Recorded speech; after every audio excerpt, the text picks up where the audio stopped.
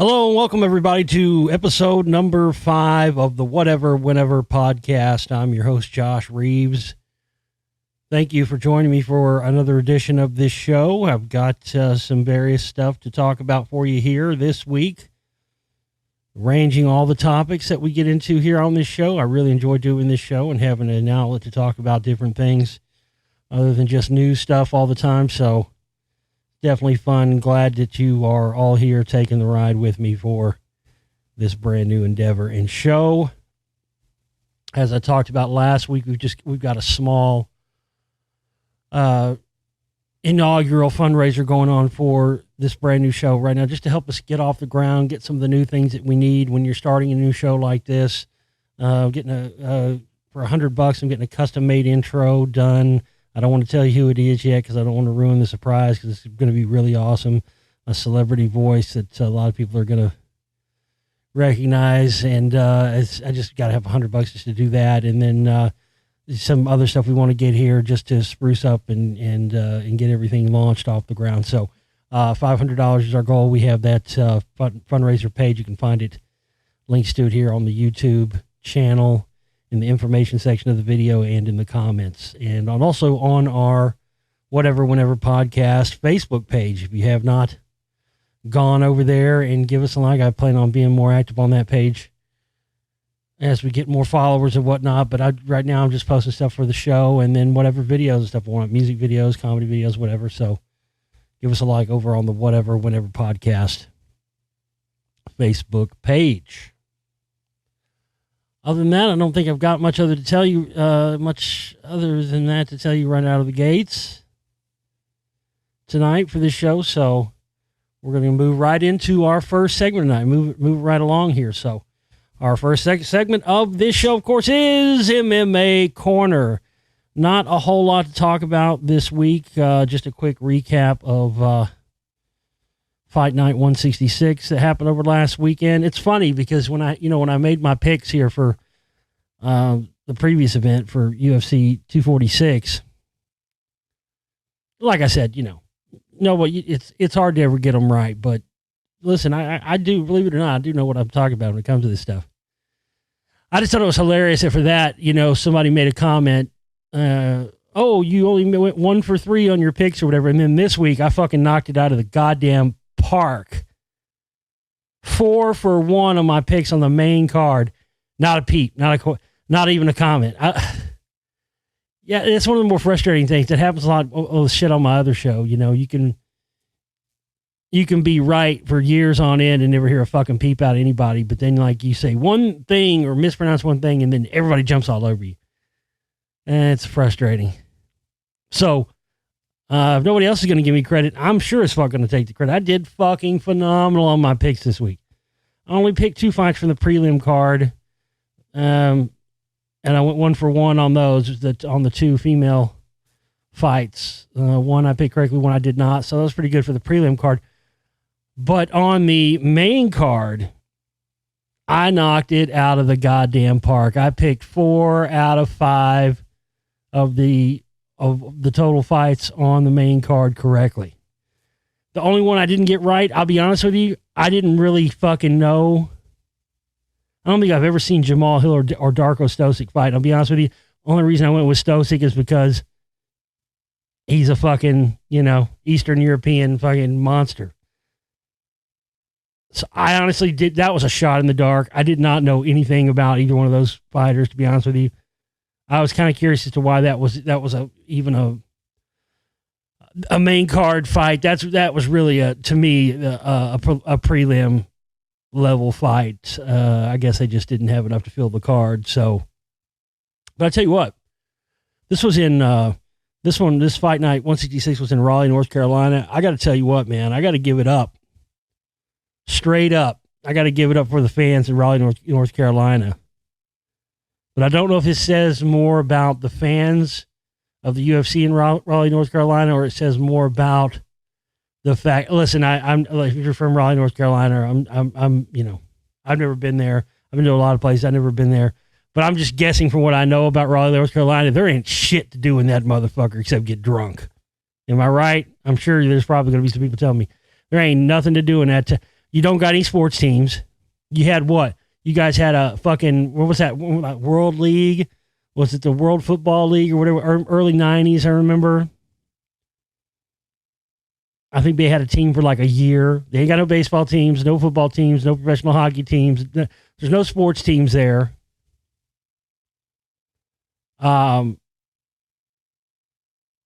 don't know what the music scenes are like. Isn't there one town, I can't remember the name of it. There's one town, I think, in North Carolina where it's like a big music town. But I don't know. I just don't get the impression. Listen, usually for all the UFC events, the prelim card, the preliminary card, it doesn't matter where it is or how big the event is. I would say 98% of that's being generous. It's probably like 99 or 100, but I'll be generous and say, no, I'd say 98% of the time, no matter if it's a big event, whether it's in Vegas or wherever it is, the arenas are almost entirely empty until the main card starts. Boy, not those fans in Raleigh, North Carolina. Holy shit. That place was almost all the way filled up when the prelims started. They started like 4 p.m. They were out large. They were out loud. I couldn't believe it. Never seen anything like it. The only other time I think I saw it was back a couple of months ago. Maybe it was December when they had one in China. No, was it China? No, it was South Korea. South Korea. And probably the same thing there. People came out in force for the prelims. But I've never seen that in an American one. So shout out to the Raleigh, North Carolina fans. You guys came out and represented on that. But again, I'm sticking to my original thesis. There must not be a goddamn thing to do in that fucking town.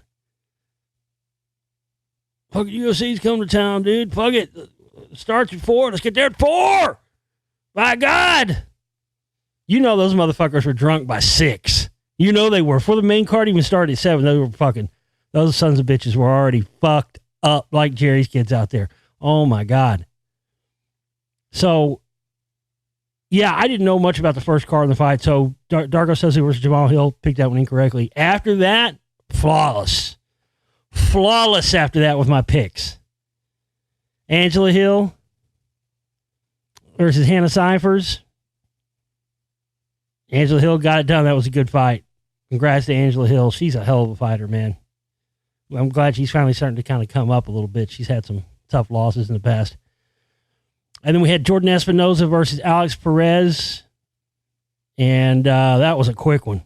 Alex Perez made quick work of Jordan Espinoza and submitted him in 2 minutes, 33 seconds of round 1. I mean, it was fucking ridiculous. And then the next fight we had at welterweight, the co-main event, Rafael Dos Nachos. Let me get his name. Rafael Dos Anjos. I just can't stop saying Dos Nachos. It's just too funny to me.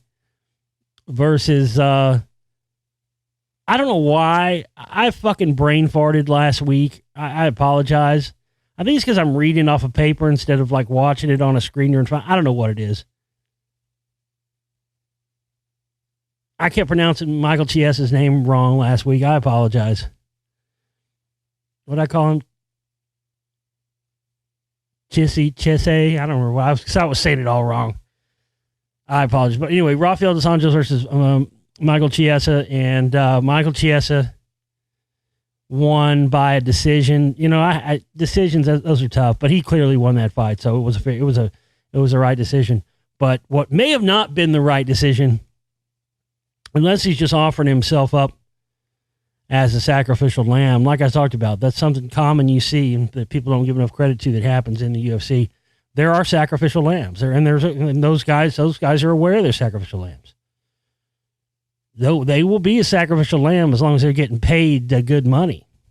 Not naming any names. Cowboy Cerrone. Not naming any names. Yoel Romero. He's got a fight coming up at 247 in Houston, not this weekend, but the next, where he's fighting Stylebender, Israel Adesanya. Yeah. Oh, man. Listen, I love Yoel Romero. I actually am a fan of him. I think he's a great fighter, but he's done. He's been done for a few years. I told you Rob Dos Nachos was done. He needs to retire. He's over the hill. But yeah, Yoel Romero is absolutely a sacrificial lamb for Israel Adesanya to walk through. No question about that. But anyway, back to what I was saying about Chiesa and his bad decision. I don't think that was the smart decision that he made at the end of the fight, though, in the post-fight interview. Because he didn't, he said, I'm not going to say anything else except this. Colby Covington, bring it on. Eek. Yeah. I don't know, dude. I mean, listen, Chiesa's a good fighter, man. He made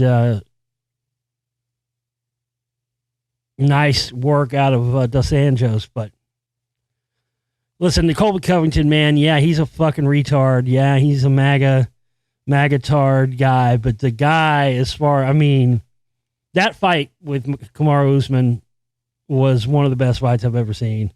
Those two beat the living fuck out of each other and would not relent. Holy shit. Chiesa, maybe that's what he's doing. Maybe he's playing along with it. I don't see any other reason for Chiesa to fight Colby Covington other than to offer himself up as a sacrificial lamb. And maybe that's what he's doing. I don't know. And then I heard that I don't think he's been finalized yet. For what I'm hearing, I think they're saying that Kamaru Usman's going to fight Jorge Masvidal next. Man, I hate when they pair up two guys that I like together to fight each other. I like Masvidal. He's got all the hype in the world on him since last year, since the 3-second knockout knee to Ben Askren, and then the bad motherfucker BMF belt title against Nate Diaz. And so it's going to be a heavy betting favorite, I think, across the board on Masvidal for that fight. But I'm putting I'm putting it all on Kamaru Usman. I don't think Kamaru Usman loses to Jorge Masvidal. I don't think so. I don't think so at all. We'll see. So the final fight of the week on the Fight Night 166 card last week, Junior Dos Santos versus Curtis Razor Blades, and boom, I got that one correct too, Curtis Blades. So man, I went 4 for 1 on the main card last week. That's pretty fucking good. And then let me tell you something. I don't base my picks on. I don't even look at the. In fact, I don't even think the Vegas odds came out until after I'd already made my picks. When I make my picks, I don't look at Vegas odds or anything. I don't pay attention to any of that. Fuck all that shit. It's horse shit. It's distractionary shit. And it's there to get you to make wrong decisions. I make all my picks and decisions based on my knowledge of the sport, my knowledge of the fighters, their record, all those factors, et cetera, et cetera. I don't even look or care about the Vegas betting odds. I don't care one bit. Doesn't even factor into my dad. I don't think about it. Doesn't bother me at all. I don't even want to know about it.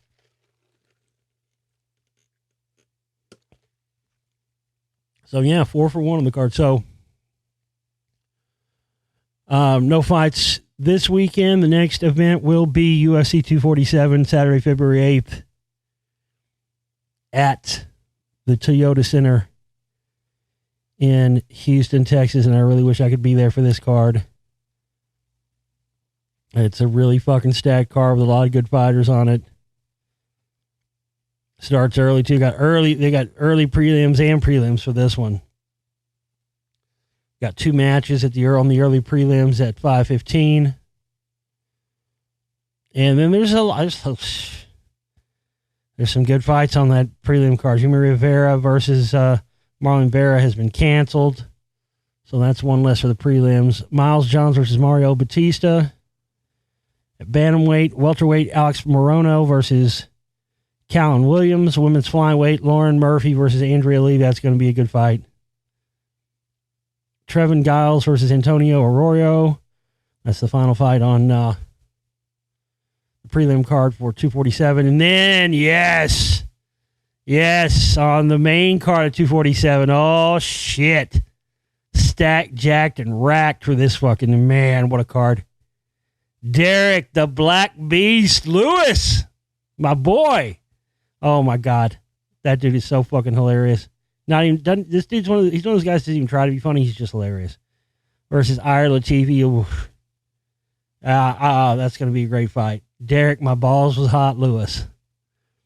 Featherweight, Merced Bergtech versus Dan IG. I know I'm probably fucking some of these names up. At heavyweight, Juan Adams versus Justin Taffa. And then we've got, I don't know why that fucking Derek Lewis, Ilir Latifi fight wasn't farther up the card. What are y'all doing? What are you doing? You got the Juan Adams, Justin Taffa fight below the co-main event. Are you all out of your minds? What are you thinking? Derek Lewis versus Ira Latifi is a much bigger fight than those other two scrub fights. You got to move that fucking up the card. What are you thinking? Jesus, I don't understand this. Derek Lewis versus Ira Latifi is co-main event level fight. You guys ought to have that up there. So you're going to give us that one first. Then you're going to give us a couple of scrub fights before the two main event fights. Okay. I mean, I saw this lineup, but I didn't know the until now the Derek Lewis and Ira Latifi fight was the first on the card for the main event. That's dumb. Doesn't make any sense. Co-main event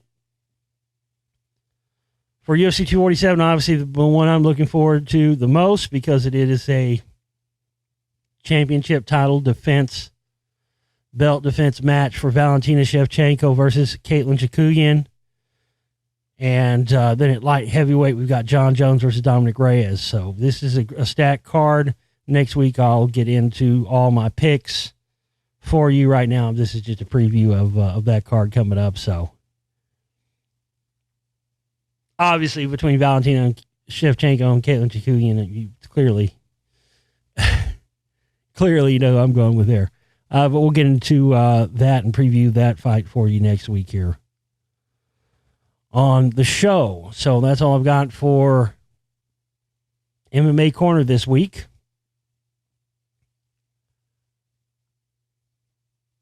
I watched, last night I watched on Netflix, I don't know if you guys have ever seen this series, Hip Hop Evolution.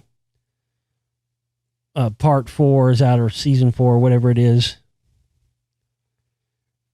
And if you've never watched this series, I suggest going to. It's a great series. Whether or not you're a hip hop aficionado or not, or a casual fan, even if you're just a casual fan of hip hop, it's really great because it goes through all the different eras and really connects and shows.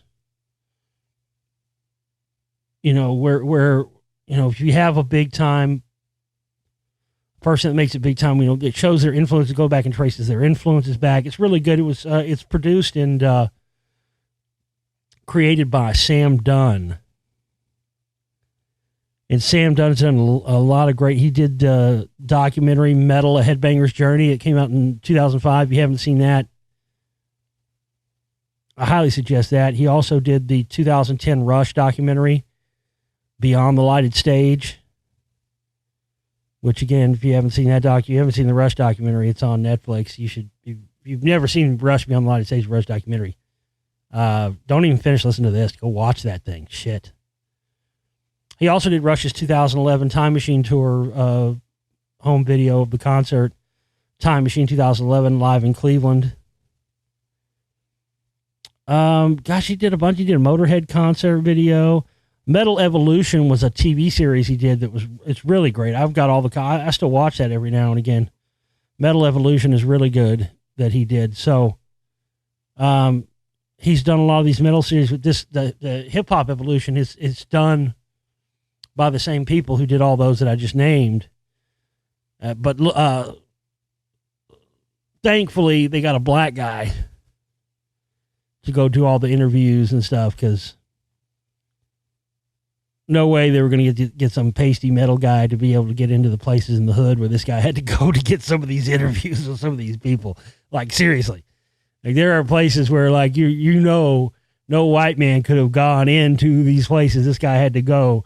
We're talking, like, real hoods and real trap houses and shit to get fucking some of these interviews. So, but Series 4 just came out, and it kind of starts with the sort of some of the mid 90s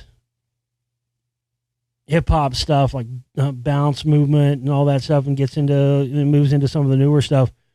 But it's interesting to watch all the pieces and watch all of the even if I'll admittedly, newer hip hop is not my forte, really. I like some of it, but I just, as far as hip hop goes, I like the older stuff the best.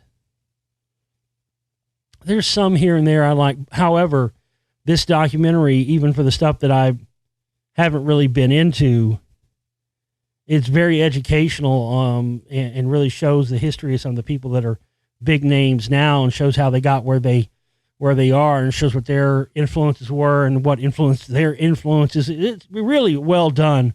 All the Sam Dunn stuff. I hear he's got a ZZ Top documentary out now, too, that I have not seen yet, so I'm going to try to get my hands on that and bring you a review on that on the show sometime soon as well. But yeah, Hip Hop Evolution, that's definitely my TV pick for the week.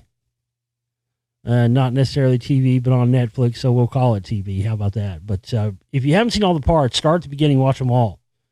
It's all good all the way through it. And while I guess, there's probably some purists that will say, oh, they left this out of that, they get deeper than I think any other documentary ever has into hip-hop, and really breaks it down more. You really get to understand it, I think, more.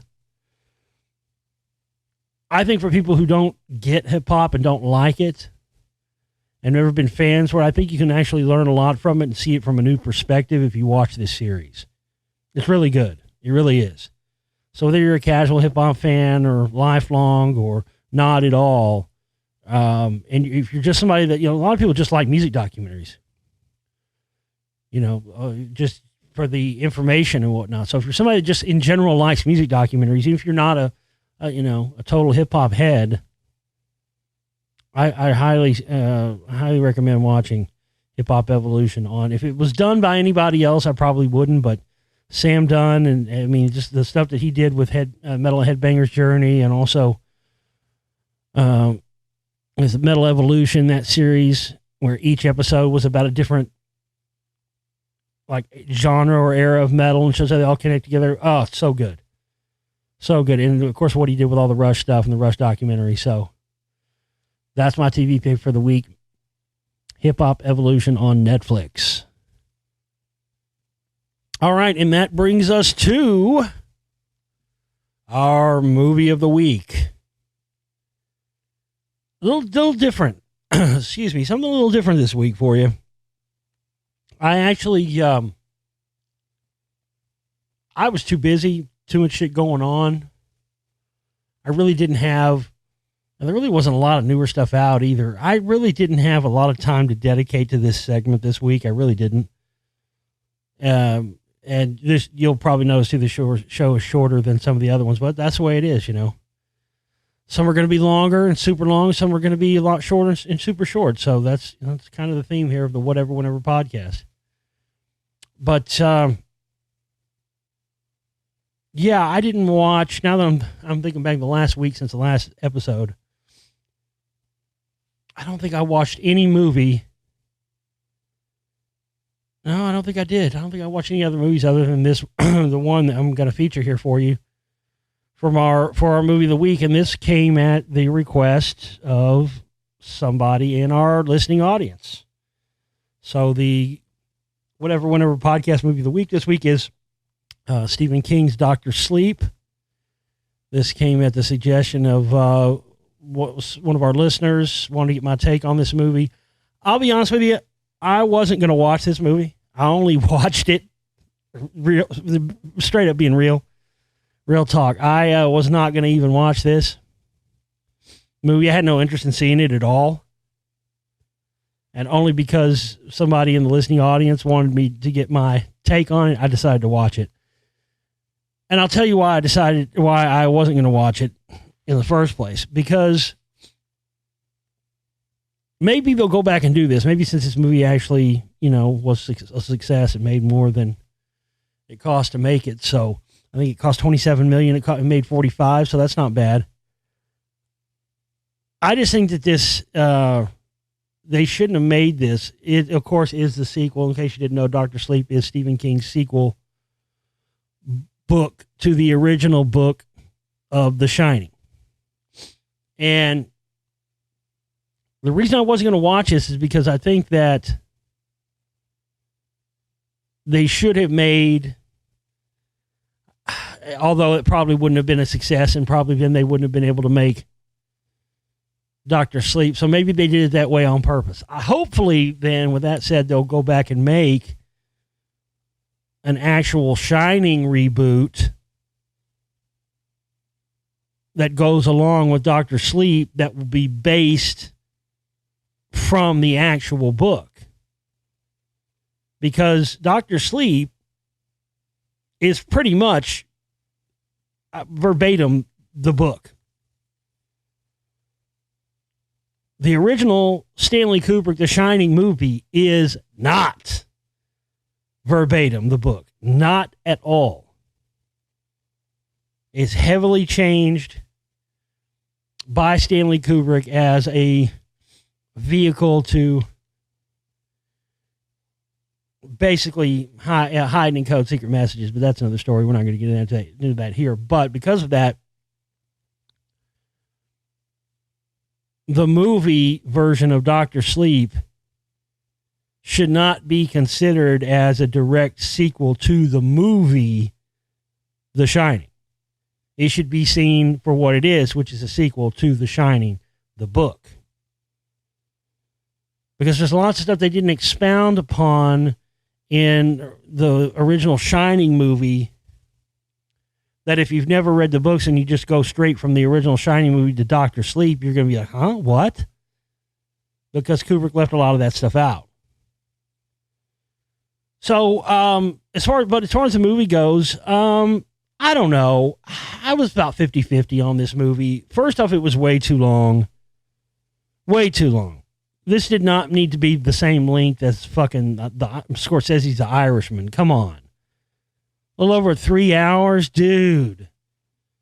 It really was really slow. It took a long time to get to where it's going. A lot of the stuff you had to infer for yourself what was happening. It was, but it got better. It got better, but you got to stick with it. It takes way too long for the movie to get good. They could have shaved an hour off of it and they would have had a great fucking good tight movie and they wouldn't have lost any of the stuff that was in there. 2 hours, 20 minutes, maybe, but it was just too long.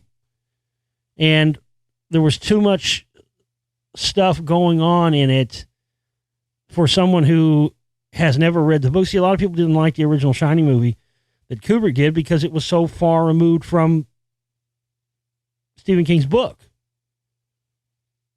If they went back and made another remake, made a reboot of the original Shining, the same guy that did Dr. Sleep, and then you could watch them in reverse order, that would be fantastic. That would be great. And I think it's justifiable. I mean, the book of The Shining is so different from Kubrick's final product film that if you're going to do a reboot, and goddamn, you're rebooting everything else. They did that's what they should have done, like the It reboot that they did, which I didn't like the first part of the It reboot. It was just fucking, it was fucking Stranger Things. And all the same Stranger Things. It even had the same fucking music from Stranger Things in it. It even had some of the same kids. But the second one, part 2, because remember the original made-for-TV one?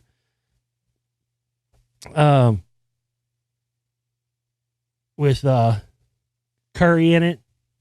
Tim Curry as the clown, Pennywise. The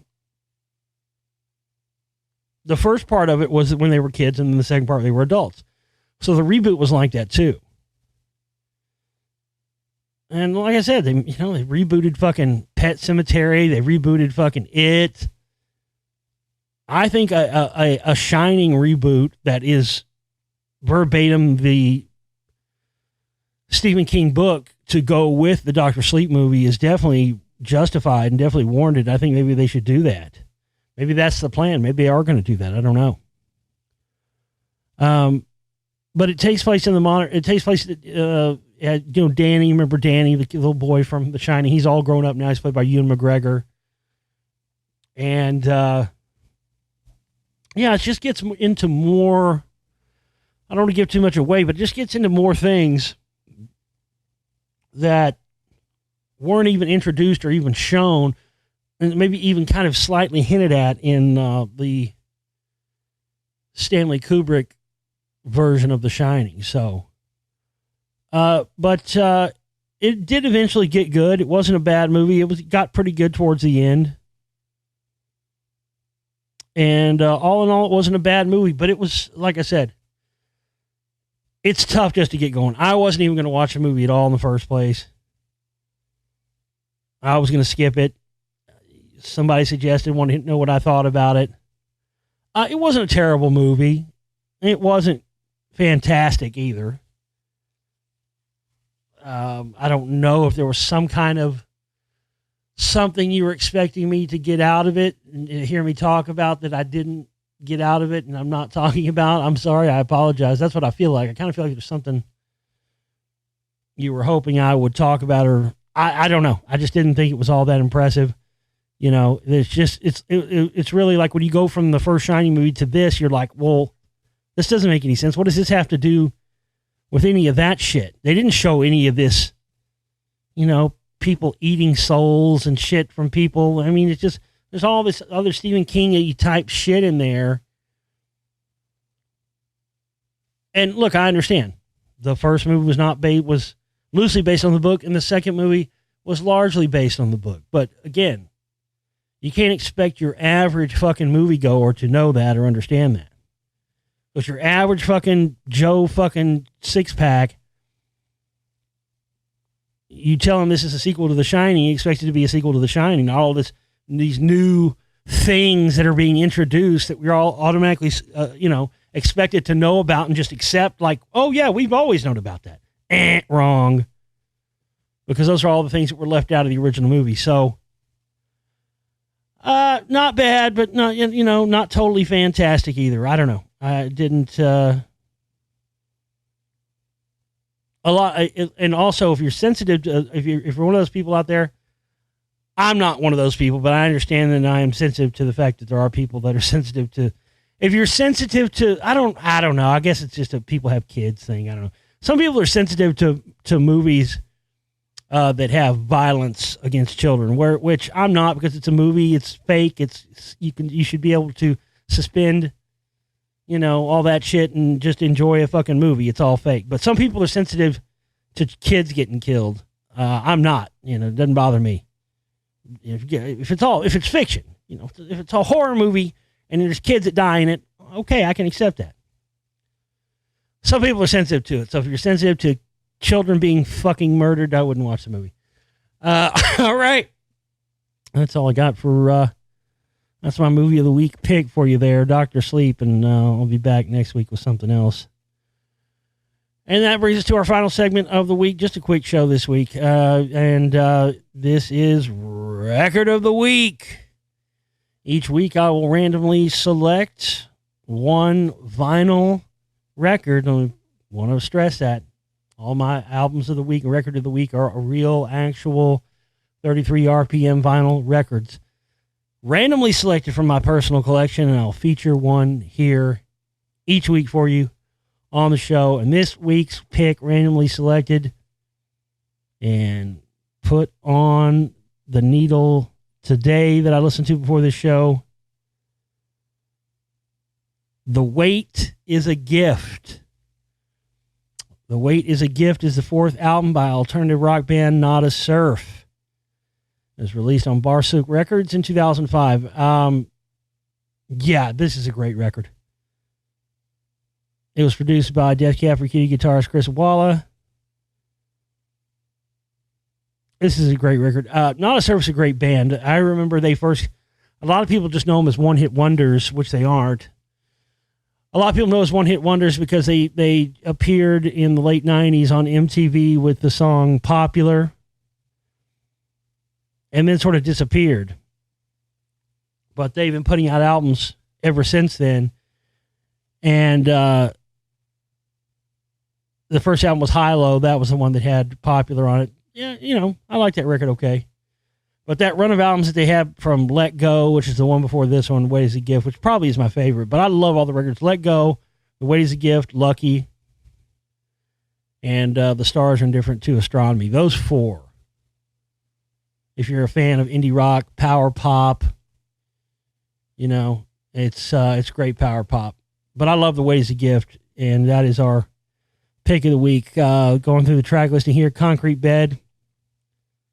Great album opener. Do It Again. Love that one. Always Love. That's one of my favorite songs of all time by any band. What Is Your Secret?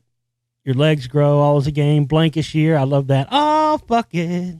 I'm gonna have a party. I love that one. Comes a Time, In the Mirror, Armies Walk, and then it ends with, hey, calling all imaginary friends. Love Not a Surf. They actually played in Dallas over the weekend. I was shocked. They were playing this tiny little little theater that only holds maybe 100 people. It doesn't hold very many people at all. And the tickets were only like $25, and there were still tickets available. And I was like, what? Something's wrong with this. And of course, there was something wrong with it. They were playing their entire new album, nothing else, like none of the hits. They were playing their entire new album in its entirety that hasn't even come out yet and hasn't leaked online yet. Oh, but we're going to be selling them there. Great. So you just turned to $25 plus service fees. Let's say $32 for tickets, $15 for, let's say $30 for a round trip Uber ride. And then you can charge me another 20 or 25 for the record when I get there. Yeah, I passed on that.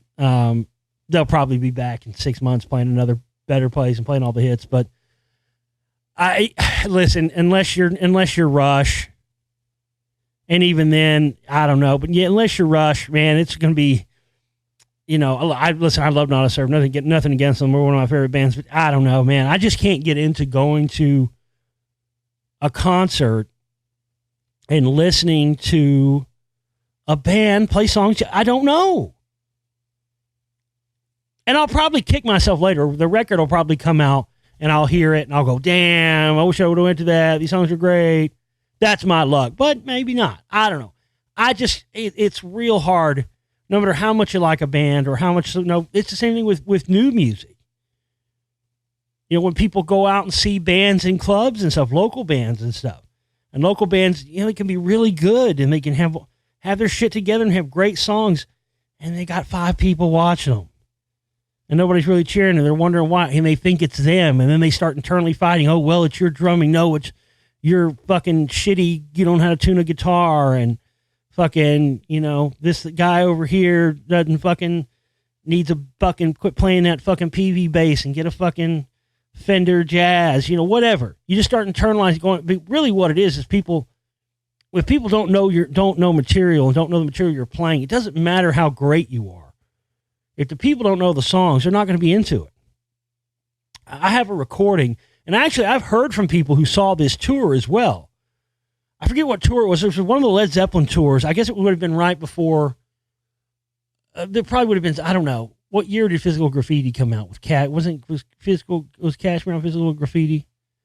I think it was like 75 or something. I've talked to people who went to the show and told me the same thing, but I have a recording from Led Zeppelin playing in Fort Worth in 1975, a board audio recording. And the song Cashmere was not out, not on a record yet. It was just about to come out. And they played it, and you could hear crickets in the place. I talked to people who saw that tour. I think it was my uncle, somebody I know went to that tour. Yeah, he said that people were going to the bathroom and shit for fucking Cashmere because nobody knew it yet. It wasn't out. It was a new song. Nobody cheered. Nobody clapped. People were going to smoke a joint and take a piss.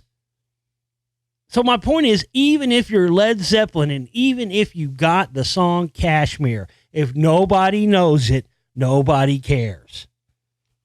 So that's why I didn't go see Not a Surf. So, but regardless of that, our album of the week this week, The Way is a Gift, the 4th studio album. The 3rd one probably is my favorite, the one before this one. I love this one too. They kind of came out right on top of each other, so they're kind of like bookends. That whole run of albums to me, from Let Go, The Weight is a Gift, and Lucky, those 3, that could be a triple album as far as I'm concerned. A lot of same themes. The music is I love all those records. They've made some really great records, independently put out, and those guys have still been going and playing music now for well over 20 years. And a lot of people just know them as a one-hit wonder band. But if you're a fan of indie rock and power pop, great songs, great songwriting, great singing, definitely check out that album. And I just got to remember to put the album Let Go on my vinyl list. I can't believe I don't have Not a Surfer Let Go on vinyl. Fuck is wrong with me? Disappointed in myself. Just like I was disappointed in myself after Neil Peart died, and I did my 2-episode Rush thing here, and I've got, I don't have a lot of tattoos. I've got 4 tattoos. I got all of them during the Clinton administration, so that tells you how long it's been since I've gotten a new one. But I realized I don't have a fucking Rush tattoo. And it was at that moment that I went, what in the fuck have I been doing with my life? You know how people talk about the come to Jesus moment? That was my come to Jesus moment, folks. That's why I just realized, what? I ought to be ashamed of myself. I ought to be a fucking ashamed of myself. I am 43 years old. I have been a Rush fan my entire life, and a Rush tattoo wasn't the first tattoo I went out and got when I turned 18. I ought to be ashamed of myself. For shame on you, Josh Reeves. Christ almighty. Talk about a fuck up. Talk about one of those life-defining moments where you're like, Jesus Christ. Forget everything else I've done. Everything else has gone on in my life. It took me realizing I don't have a fucking Rush tattoo to go, what the fuck have I been doing with myself? That is just wrong upon wrong. Maybe I need to have that's the fundraiser we need to have right there. I never fucking have fundraisers for myself or anything personally. It's all just for, my films and my work and be able to continue. But goddamn, maybe that's what we need. I need to have the fucking Josh Reeves Rush tattoo fucking fundraiser. And the people that pitch in for me to get it, I'll fucking shoot exclusive video just for you guys or something. But it's gonna have to be something like it's gonna have to be something like not just one, just like on 2 arms, something. Because I've got 2 tattoos on my forearm. I've got a star on one arm and a moon with stars on the other. I think it's got to be something like a 2-piece. One part of it on one arm and one part of it on the other arm or something. I don't know. I'll get some lyrics from Natural Science on one arm or something, and a logo over here. I don't know. But goddamn it, I got to put that on my 2020 to-do list. Straight the fuck up. Hey, listen, I know it was a shorter show this week, guys, but like I said, that's how it's going to be. Some weeks it's going to be a lot. Some weeks it'll be less, but I'll definitely try to have more put together for you guys for next week. That's for sure. All right. Thank you guys for tuning in. This has been episode number 5 of the Whatever Whenever podcast. I'm your host, Josh Reeves. Until next time, take care.